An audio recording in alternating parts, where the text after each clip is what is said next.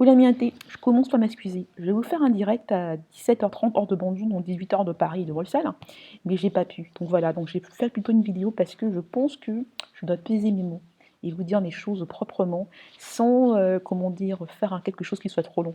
Je préfère aller droit au but, comme ça je dirai les choses proprement et il n'y aura pas de controverse, je les dirai et encore une fois, je ne parle qu'à mon nom. Voilà.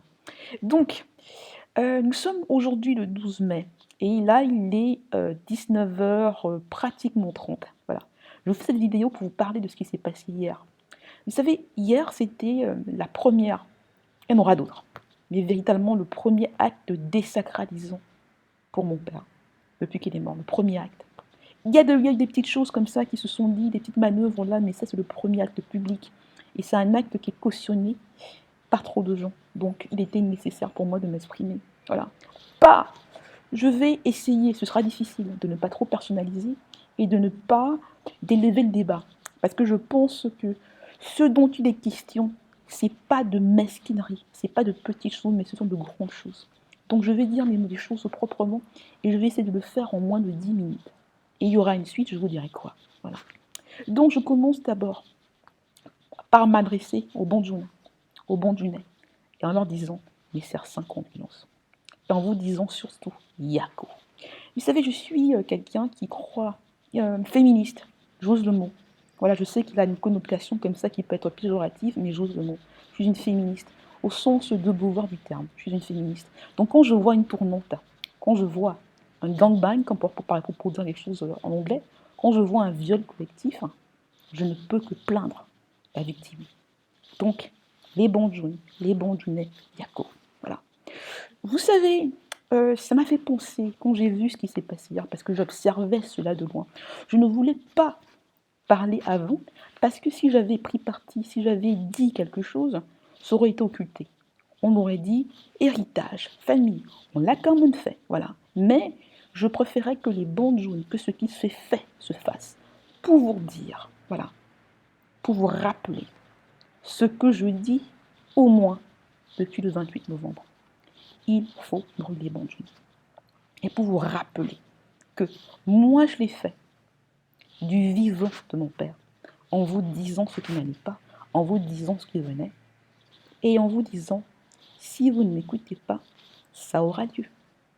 Vous vous souvenez des polémiques, vous vous souvenez de ce qui s'est dit, vous vous souvenez de ce qu'on a osé dire sur moi. Voilà. Donc je me souviens particulièrement parce que j'en parle, parce que c'est ça, c'est cet événement-là créé par ceux qui ont pris le pouvoir en massacrant, en mangeant la dépouille de Fotso. Un corps qu'on ne vous a même pas encore montré. Il n'y a pas eu d'acte de décès. On ne sait pas dans quelles conditions il est mort, mais on mange ce qui reste. On marche dessus et on s'assoit sur ce truc. On s'assoit sur Bandung. Voilà. Donc cette polémique à deux balles qu'il y a eu à l'époque en disant que Christelle Nadia Fosso voulait venir imposer le porno à Bandung. Je me souviens de la réaction des Bandung, de beaucoup d'entre vous, des Bandunais, qui m'ont craché dessus en disant « Quelle honte! On ne te laissera pas faire !» Voilà, on ne te laissera pas faire. On disait à une femme handicapée qui écrit un livre dont le seul crime est de penser contre tous, en disant « Je me vaux, je sais de quoi je parle, je sais ce qu'il faut. Je sais, voilà, j'ai lu des bouquins, j'ai une pensée et je vais l'exprimer. » Mais on m'a dit « On est des gardiens du temple, tu te prends pour qui? Bandung, ce n'est pas comme ça, on est des Bandung, pas en Afrique, pas. » Je dis à ces gens-là, vous êtes où? Qu'est-ce qui s'est passé hier? Vous ne vouliez pas du porno, qu'est-ce qui s'est passé hier? Je ne dis pas pour vous chambrer, je plains Bandung. Je dis toutes les victimes de viol. Je suis d'abord avec elles. Mais là, je dis, vous saviez que ça voulait venir. Quelqu'un vous a prévenu. Quelqu'un vous a prévenu. Vous n'êtes pas coupable, mais vous êtes responsable. Vous êtes responsable. Donc, je n'ai pas fait le direct parce qu'il y a des mots que je ne dois pas dire, mais que je vais écrire. Mais je tenais à le dire. Et vous savez, ce qui s'est passé, détaillons rapidement, parce que je vois les titres des journaux, les journalistes m'envoient. Je dis, respectez un peu la distance que je mets entre vous et moi. Si j'ai envie de parler à quelqu'un, je vais appeler quelqu'un. Voilà. Bonne journée. Bon Dieu, qu'est-ce qui s'est passé hier? On écrit, c'est ce qui est indécent. Mon père n'est pas mort, ça ne fait même pas 2 mois qu'il est mort. Ça ne fait même pas 2 mois qu'il est mort. Mais on trouve le moyen de le rendre responsable d'une absurdité, d'une imbécilité, de quelque chose qu'il ne souhaitait pas, que rien ne vous prouve qu'il a voulu. Parce que on veut prendre la voie facile et parce qu'on veut installer quelque chose qui va mener comme d'habitude à la mangeoire. À la mangeoire. À la mangeoire, je redis le mot. Voilà. Et donc, je suis là depuis au mois de novembre. J'en parle. J'ai écrit un livre. Je dis ça, je dis ça. Et les bandjounes, pas tous, il y en a qui ont été avec moi, qui ont essayé de comprendre ce que je voulais dire.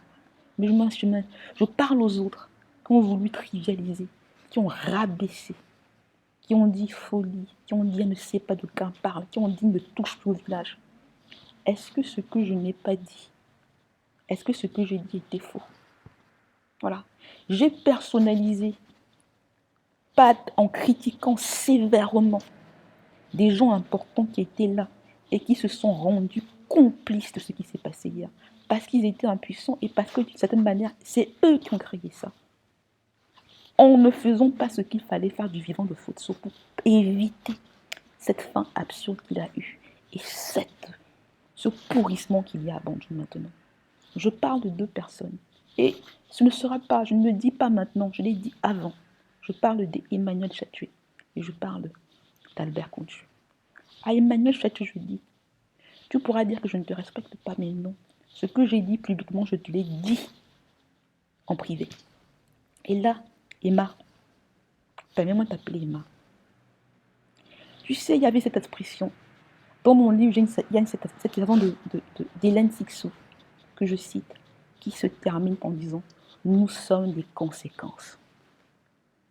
Chatué, toi qui dis que tu avais le même grand-père que mon père, toi qui t'es senti pousser des ailes quand tu n'étais plus là. Là, je te dis, regarde ce qui s'est passé, je te dis, comme le disait à l'époque, au caillou conséquences. Tu aurais pu éviter ça. Tu aurais pu éviter ça, mais tu ne l'as pas fait. Parce que tu voulais ta place et que tu voulais ton tour. Voilà. Albert Conchu, toi et moi, on ne se connaît pas. Mais nous avons quand même eu des contacts. Voilà. Nous avons eu des contacts. Et je te plains. Je sais que tu as avalé beaucoup de coups de frein. Mais toi aussi, quand Fotso était là, tu aurais pu changer les choses, mais tu ne l'as pas fait. Tu ne l'as pas fait. Mais je vous plains tous les deux. Non, non, non, je ne vous chambre pas. Et vous savez ce que je vais faire? Je sais qu'on vous a interdit de venir à l'enterrement, aux obsèques de Fotso. Vous savez que moi, je ne serai pas là. Mais parce que je tiens à ce que vous soyez là, parce que je pense que vous êtes responsable, il faut que vous participiez à ça. Moi, je vais vous signer une procuration pour que vous me représentiez à l'enterrement de mon père, auquel je ne serai pas là à ces obsèques. Donc, je suis prêt à vous signer une procuration pour que vous y participiez, pour que vous y contribuiez, parce que je pense que vous êtes responsable de ce qui se passe. Vous avez vu un Fotso affaibli. Vous avez vu qu'on a vendu son vivant. Et vous avez participé à cela en pensant qu'après lui, vous allez pouvoir, que c'était possible de prendre sa place. Je ne dis pas que vous êtes des gens mauvais, mais je vous dis c'est ce qui s'est passé. Et moi, la fille, quand j'ai crié, quand j'ai dit ce que j'avais à dire, quand j'ai écrit un livre pour le défendre, aucun de vous n'a levé le petit doigt. Vous avez plutôt participé avec la foule en aidant ceux qui aujourd'hui vous crachent dessus, qui se sont assis sur vous hier, qui se sont assis sur vous hier, et qui se sont assis sur vous hier. Dans Bandjoun, ne me dites pas que c'est de la faute de Fotso qu'il a transféré la mairie en chefferie. Ce n'est pas ce qui se passe. Il y a au moins un de ses enfants qui, au moins depuis novembre, qui vous dit non, non, non, non, non, et qui vous dit ça ne se passe pas, et qui vous a prévenu en vous disant de la manière la plus virulente possible pour que vous l'écoutiez, il faut brûler Bandjoun. Et qui vous a dit Futso n'a qu'une seule femme, et c'est Banjun. Et qui vous a dit, si vous ne faites pas attention, voilà ce qui va se passer. Et ce qui s'est passé, s'est passé. Donc Banjun, Yako, mes sincères condoléances. Mais, regardez-vous dans la glace. Emmanuel Chatu, Albert Conchu, les autres, regardez-vous dans la glace. Et s'il vous plaît, ne dites pas dynastie Futso, parce que vous savez que non, Futso, ce n'était pas ça. Futso n'a pas possédé Banjun. Futso n'a pas transformé Banjun en une chefferie. Futso a donné à Banjun. Futso est mort pour Banjun. S'il avait voulu imposer sa fille, s'il avait pensé que c'était ça son héritage, il l'aurait fait de son vivant, parce que lui, c'était un bébé. C'était pas un bébé de l'ombre. C'était pas un homme politique. C'était un Bamdeke qui a fait ses affaires et qui, après, a fait de la politique pour vous servir. Pour servir sa communauté, pour servir son village, pour servir son pays. Pour les journalistes, ne dites pas ça, ce n'est pas cette assurité-là, ce n'est pas la politique du ventre. Ça ne vient pas de Futso.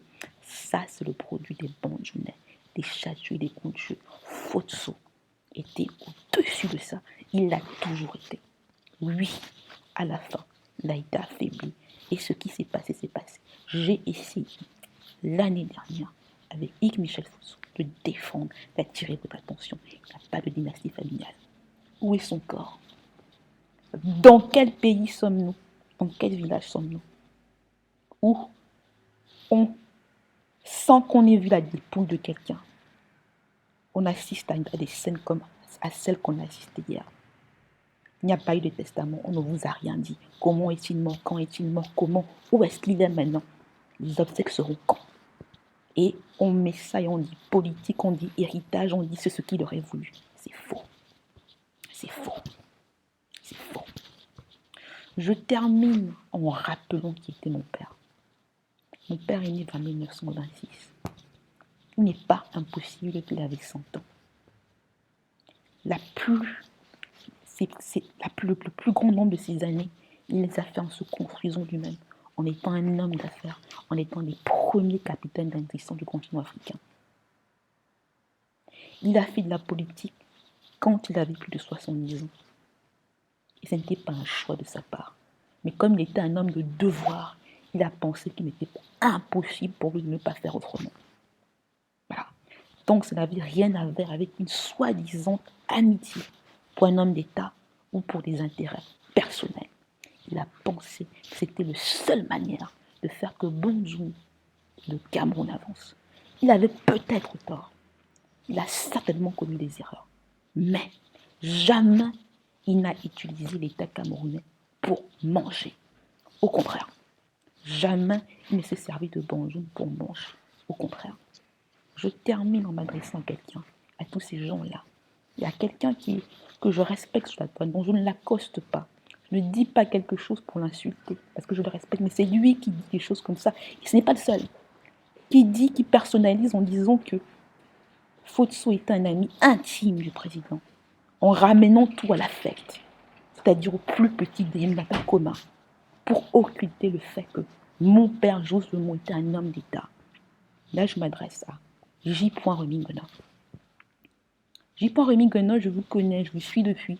Moi, je pense que vous êtes excellent quand vous parlez de football.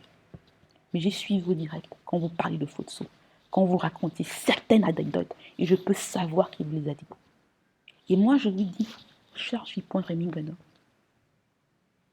je vous mets au défi. Je sais que vous aimez Ronaldo, moi j'adore Messi.